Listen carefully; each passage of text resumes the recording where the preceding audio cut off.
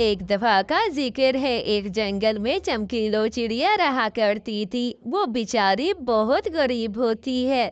अपने बेटे को पालने पोसने के लिए चील से ठेके पर जमीन लेती है। देखो चिड़िया, मुझे तुम्हारे ये रोने धोने बिल्कुल भी पसंद नहीं है। तुम जल्दी करो, मेरी जमीन का किराया दो। और तुमने अभी तक घर का किराया भी नहीं दिया। अगर मेरे गुस्से को आ गया ना गुस्सा, फिर तुम मुझे जानती नहीं। बेटा, बेटा, तुम अपने स्कूल की फीस टीचर को कहना रोक दे। अगले महीने दूंगी बेटा। अब चील के पैसे भी देने हैं। वो कल से आके धमकियां दिए जा रहा है कि मेरे पैसे दे दो। आपको तो पता है मैं कितनी मेहनत करती हूँ और आपके लिए कुछ भी करने को तैयार हूँ बेटा। बस ये तरबूज की खेती बिक जाए, फिर आसानी हो जाएगी। पहले चीन के पैसे देकर फिर तुम्हारी फीस भरूंगी।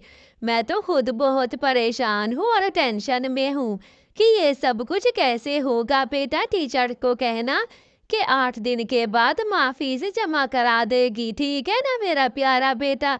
टीचर को कहना, अब रोने की बात नहीं है, मैं फीस जमा करा दूंगी। कुछ दिन लगेंगे बेटा। मैं ठीक है मम्मा, ठीक है। ऐसे ही अगले दिन, देखिए देखिए भाई, आप थोड़े से उधार पैसे दे दीजिए, मुझे अपने बेटे की फीस जमा करानी है। और आप शहर जाकर कुछ मेरे तरबूज भी बेच आइए। मैंने तरबूज की खेती बहुत अच्छी की है। आप जाकर इन्हें तरबूजों को जाकर शहर ले जाइए, बहुत अच्छे दामों में पैसे मिलेंगे। ऐसे ही वो अपने भाई से बात करती है, मिट्टू से। मिट्टू भैया, आपको पता तो है मैंने इतनी मुश्किल से मतीरों की फसल उगाई है, तरबूजों की, और बहुत ज्यादा मेहनत की है। अपने बेटे की फीस भी मुझे देनी है, लेकिन मैं क्या करूं? मुसीबतें और परेशानियां हैं कि जान भी नहीं छोड़ती मेरी। मेरी तो टेंशन ही आ गई है। परेशानियों में घिर चुकी हूँ।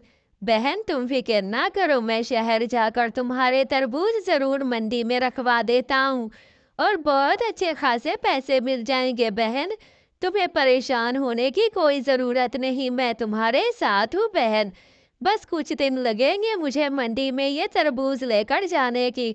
जब तक तुम खेतों में काम करो और तरबूज मुझे पीछे से बेचती रहना बहन। मुझे पता है। ऐसे ही वो दोनों बहन भाई आपस में बात करने लग जाते हैं। कई दिन गुजर जाते हैं।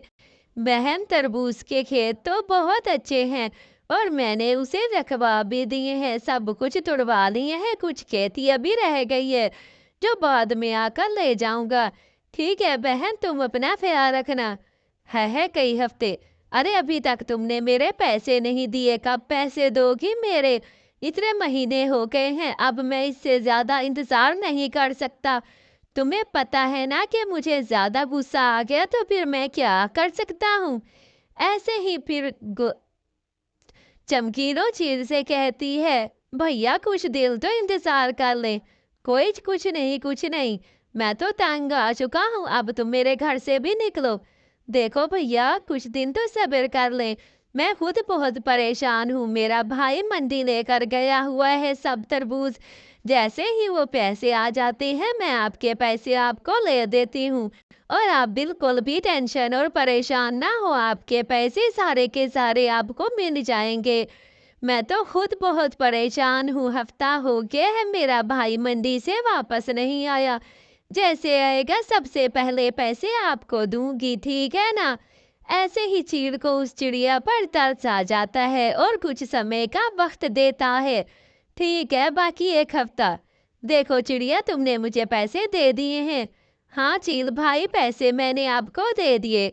ऐसे ही चिड़िया फिर पैसे चील को दे देती है और उसके पैसे चील लेकर बहुत खुश होता है। चमकीलो बहुत परेशान थी, लेकिन उसकी खेती बहुत अच्छे दामों में बिक जाती है और वो आधे पैसे चील को दे देती है। चील भाई, मैं आपसे ये घर खरीदना चाहती हूँ और जमीन भी। ऐसे ही वो चील से जमीन और घर खरीद लेती है सारे पैसों में। और फिर शुरू से फिर वो मेहनत करना शुरू कर देती है। कई साल गुजर जाते हैं, उसके तरबूज की खेती फिर से हो जाती है और फिर मेहनत करना शुरू कर देती है। वो अपने लिए सुंदर सा घर बनाती है और अपने बेटे के साथ खुशी-खुशी रहने लग जाती है।